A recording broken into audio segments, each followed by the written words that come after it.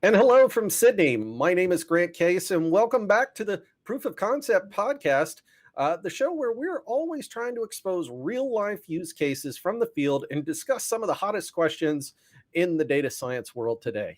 I am your host, as always, and my co host up there in Singapore. Hello, Alex Hubert. Hey Grant, how are you today? I am doing very, very well. And today's podcast is a really interesting one. And I think we start out this question. I think we're going to bust it into two different podcasts, but this first one is really around why should I care about the fancy AI model? We've got lots of people out there building models today, whether they're doing it through a no code, a low code, or a full code aspect. But I think the question a lot of times we need to stop and ask, well, why should I care about this fancy AI model to begin with? And I guess we can always start where we always do, which is what is some of the cool stuff we can do with this AI models? Yeah, I mean, when I was thinking about our conversation, I was obviously trying to go back to how I got myself into data science, and one day I heard about Kaggle and all the cool people, all the cool PhDs that were translating their key researches into the Kaggle community to tackle real life problem. I mean, real life, it's a Kaggle data set, right? It's not exactly real life, but still at the time it was pretty innovative. It was pretty cool. And then the same people grew libraries like scikit-learn, and then grew library like TensorFlow, and then you had Keras, and then more and more of those cool open source libraries that help you PyTorch do comes along. PyTorch, all of those ones that help you like build all those very cool and fancy machine learning models with a couple of Python lines, and then you start to get going, right? And then from there, obviously, you have all those super cool medical application. I was reading an article the other day where finally AI and doctor are used together to detect early forms of cancer. I think it was a couple of days ago as well that DeepMind released all that catalog of proteins that they have unfolded thanks to another great algorithm that they have built. I mean, some sort of AI. So there is definitely some cool stuff happening thanks to very fancy machine learning models. That we cannot deny.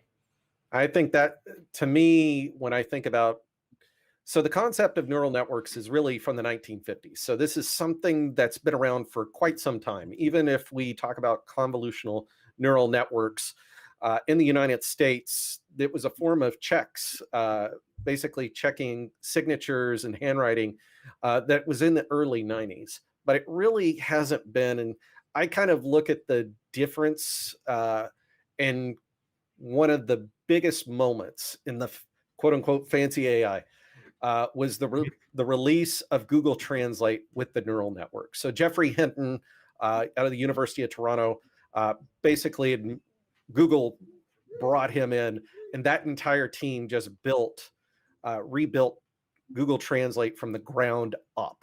Yeah. So if you're trying to understand how to deal with different languages, neural networks, the fancy AI models was absolutely kind of this transition point. And that was in 2016. If you're interested, there's a great article from the New York Times. Wired had one at that point in time talking about that.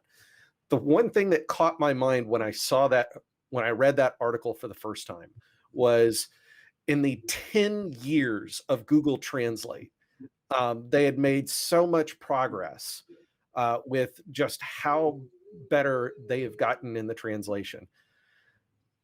The Google Translate neural network basically blew out 10 years worth of hard work by a ton of Google engineers and blew it out like a lot. So for me, that key transition point is when we started to say, what can we do this?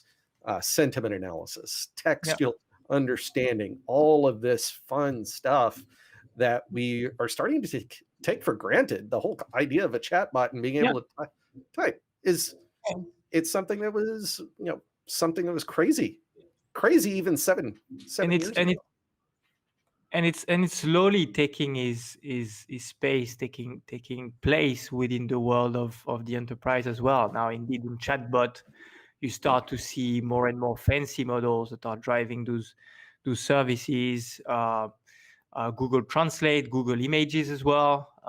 My personal experience was 5 years ago, transitioning from Dropbox to Google Images, and then just being able to retrieve very quickly by places, by people, the kind of images that I wanted. But that's the Your very dog, like I could put in my dog's name and it pops up, and here's all the pictures of Arlo. That's pretty incredible. But that's the very customer-facing side. I would say there is also hidden impact of AI within the enterprise. Like, how do you govern the enterprise better thanks to AI, and in particular automation, automation of some certain reporting type of activities through AI. You can do that much quicker. And reporting can sound like, okay, it's low level, but you can, like, we're talking about deep learning stuff. I remember at Dataku a couple of years ago, we did an amazing use cases where essentially we were making some better classification of handwritten letters for an insurance company. So they receive a ton of handwritten letters. They're paying a lot of money to send them to the right department, whether it's going to be a resiliation, whether it's going to be a claim and stuff like that. And they realized that their accuracy wasn't that good. They built a machine learning model with us at the time that was much faster in the execution, obviously, because you don't have fatigue of the tiredness of a human to deal with, but at the same time, much more accurate. That was super cool. Yeah. And what do you find super cool? Please follow us on LinkedIn, drop us a line on YouTube, whichever. Would love to hear kind of your feedback. What do you think is really cool? What sort of applications do you really kind of look at as being, really top-notch, very interesting and understanding from you? So that brings us to, fancy AI models. You know what? Executive management loves talking about the buzzwords, but how do we explain this, Alex? How do we break down, something that actually we don't even really understand how it learns to begin with? And then that's the crazy part, right? I remember I was never the best data scientist on earth, but 4 or 5 years ago, I would understand the core concept of deep learning. Now I'm reading papers. You have all those architecture. If you don't stay close to it, you just forget about it. You just don't know what it's like. And then for executive, for sure, they don't understand. So it's very important for us right now to sit down and to define what it is. And here we can take a very interesting path. Instead of defining and starting by defining what it is, let's try to define what it's not. So I'm sure that you've seen that video. Always good. The counterfactual. Exactly. I'm sure you've seen that video of the dancing robot from Boston Dynamics. This is AI, potentially, but that's not what AI in the enterprise should be or what it's like. All the Black Mirror references, same in a futuristic world, maybe one day, but we're clearly not there. Anything related to general artificial intelligence, singularity, I'm sure that some very clever scientists are working right now, but that's not what it is. And overall, if we do a distinction between AI in the enterprise and AI, the rest of AI, I really like to say AI in the enterprise should not be an academic exercise. In the enterprise, it's basically the ability to automate a set of tasks that are more complex than a ruling system. So if you have like a project like the one I was discussing before, like, okay, you receive some handwritten letters. You have to. I have a pretty disgusting handwritten and writing. So if someone has to read my stuff, Guilty of that one too. They're gonna take forever, right? So it's building a ruling system, but a smart ruling system that can be then automated and overall remove a lot of the burden that us human would have to do otherwise. That's how I would define it. Yeah. I would define it much the same way. It's like, how do we automate a lot of the mundane? Or how do we help you understand what's important, right? So to me, when I'm talking about AI in the enterprise, I'm thinking primarily of those two things. And that graphs on this concept of, well, these are just things that we would automate, but they typically take some sort of human intuition. I make the distinction kind of between our overall general machine learning versus when we're looking at kind of the fancy AI models, is when we're doing things with the AI models, the neural networks, they tend to be much more I don't want to say esoteric, but very much more complicated. They take more of what we would consider a human intuition versus when we're doing a classic regression problem or a classic k-means clustering algorithm. Yeah, no, clearly, and all the rise, like overall, AI can deal with a lot of especially if you manage to have like some very rich data, some fairly complex data, but it will only work in a well-defined environment, and you need to be quite explicit as what you're expecting into those boundaries.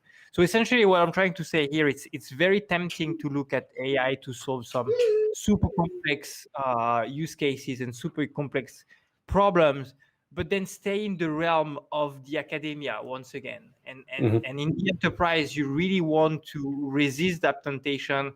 Yes, it looks complex. Yes, you have complex data, but ultimately, it's on you, data scientists, to behind that there is an actual business question that has to have an answer. And the answer is not necessarily, do I have the best metric possible?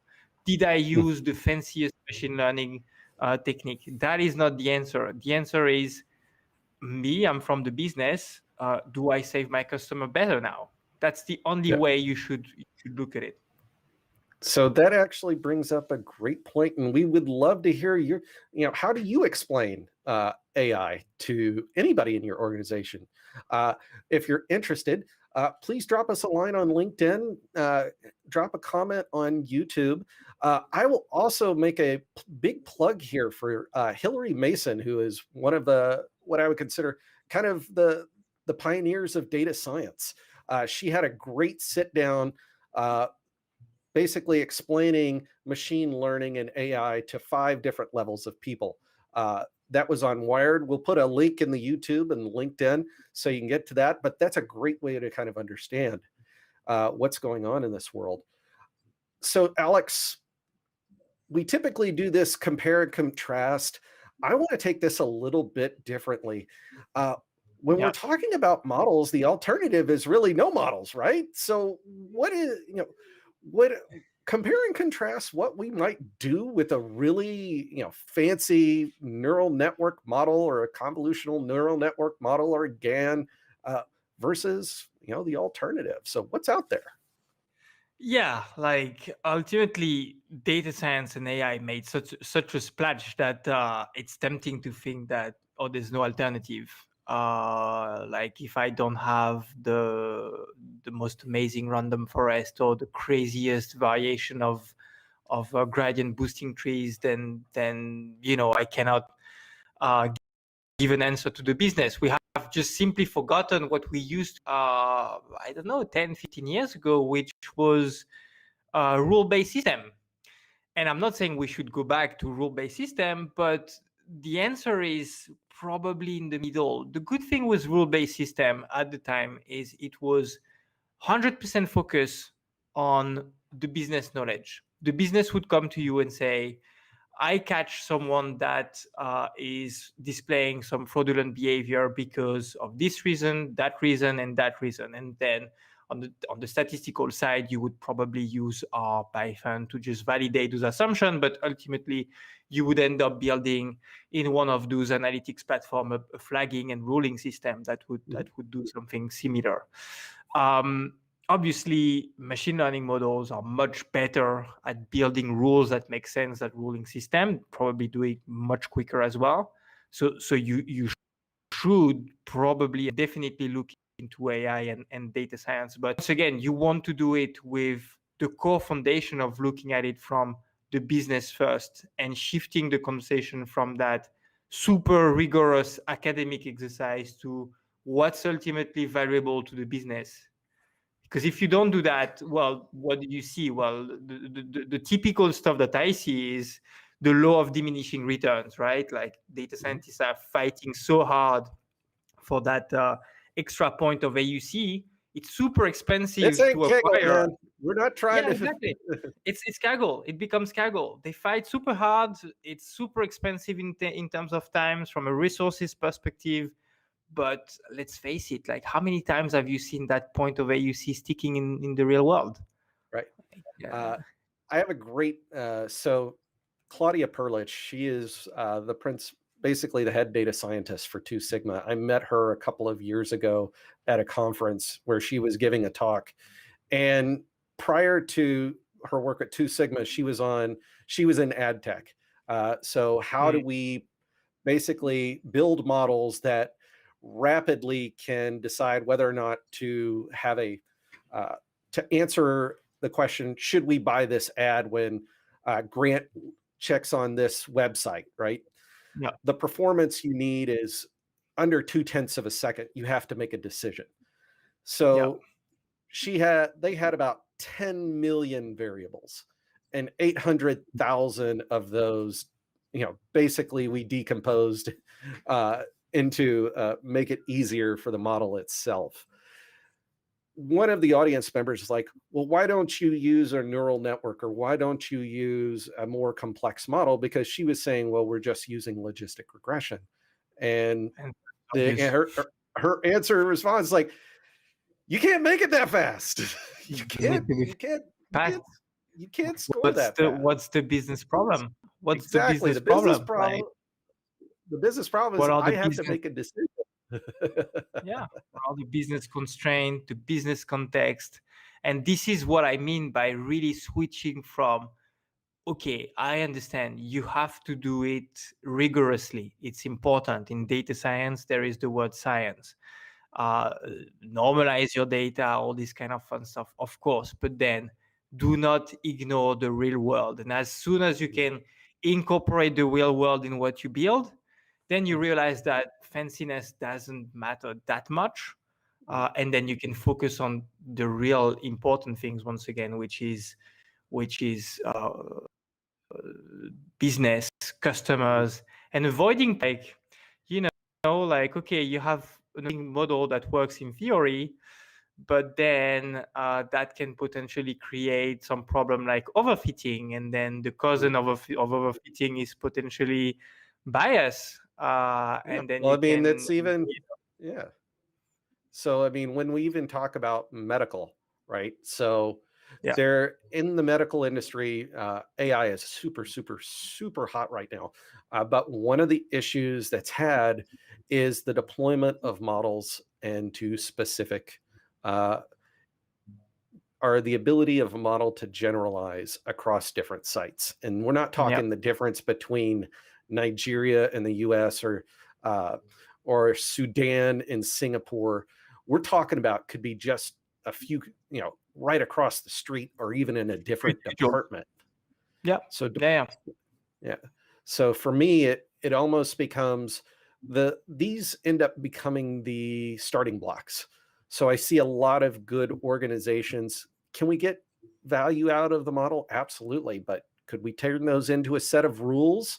Will we be as accurate? No, because we're all along that efficient frontier of, high explainability, lower accuracy, lower performance versus more complexity, but lower transparency.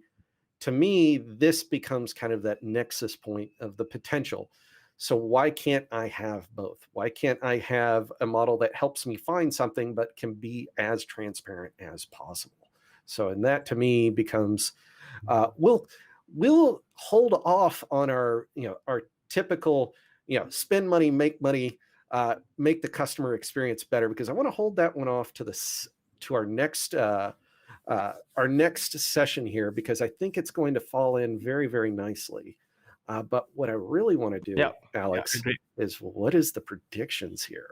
because there is a whole lot of, there's a whole lot of promise, there's a whole lot of ambiguity, there's a whole lot of noise, there's a lot of hype. I mean, how do we take the signal from the noise here? It's not like, first of all, AI is here to stay, right? We're not going to go back to rules. We're not going to go back to. We're not going to be Luddites. We're not going to be Luddites. No, that's done. And if we push the reflection further, the amount of papers that are going to come from the academia in the next few years is only going to grow and get bigger and bigger and bigger. And this is also going to find its way through the open source world, and all of those new methods, applications are going to be available in the enterprise. Ultimately, the enterprise are comfortable with open source concept. They realize that it's way less expensive to develop. It's kind of fine to to maintain as long as you have the right people. So yeah, like the academia is extremely active. That goes into the open source world, that goes into the enterprise. So that fanciness overall is always going to be around. It's always going to be there to stay.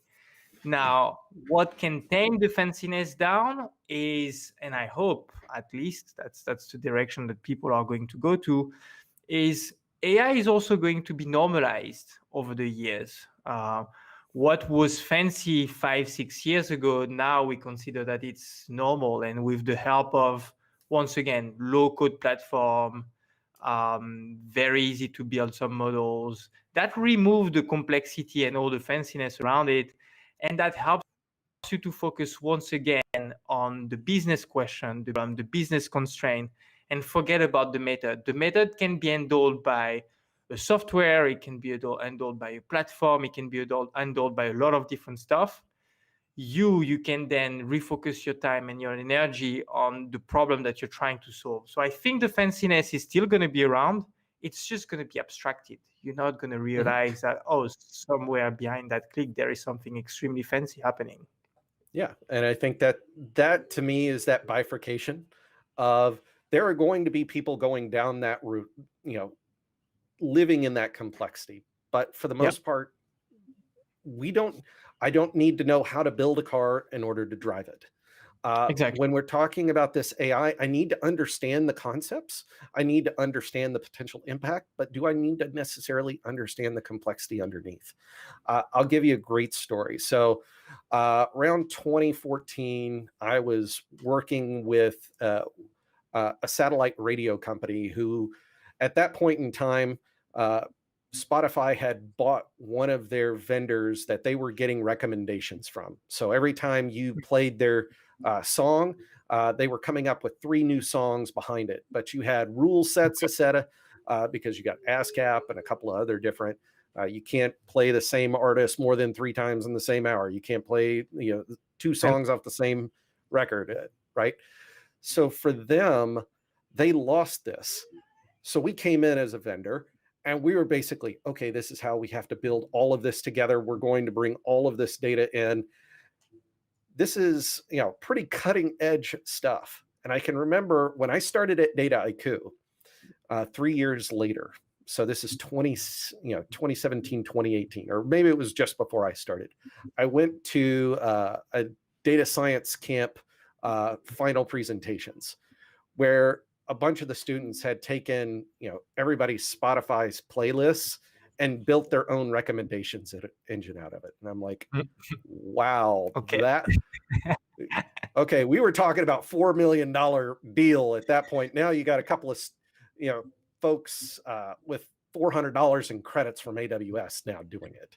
So to me, that complexity, it's always going to go down. The complexity may not drop, but the abstraction away from the complexity is always going to be important. That's exactly what's happening. It's exactly this. It's like you're going to have, obviously the research is not going to stop, but what's not going to stop either is the ability to abstract that complexity and make it simple for everyday usage, ultimately. And I think that's what's going to dovetail us into our next podcast, where, yes, we have some very complex models and they're fancy AI models, but what do I do if I don't know anything about them? Right? What are the questions I should ask of my machine learning engineer, my vendor, when it comes to this stuff? Because ultimately, the implementation of these models is going to become there's going to be a direct line of responsibility if it isn't already happening within your country today. The kind of AI model that you put out and the potential harm that it could do may have personal and professional implications for you. So I think that's where we're going to leave it today on that little, that cliffhanger for next time. I appreciate that. So Alex, no problem. Love the talk today.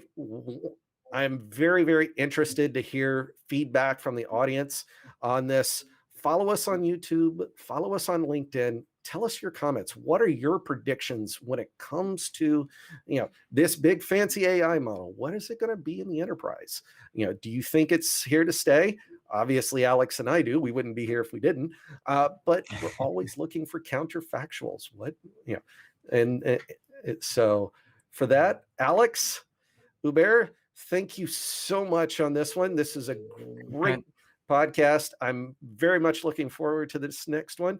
And again, my name is Grant Case. Thanks for listening to the Proof of Concept podcast. Please catch us on LinkedIn, YouTube, or anywhere you get podcasts. So thanks so much. Have a great day.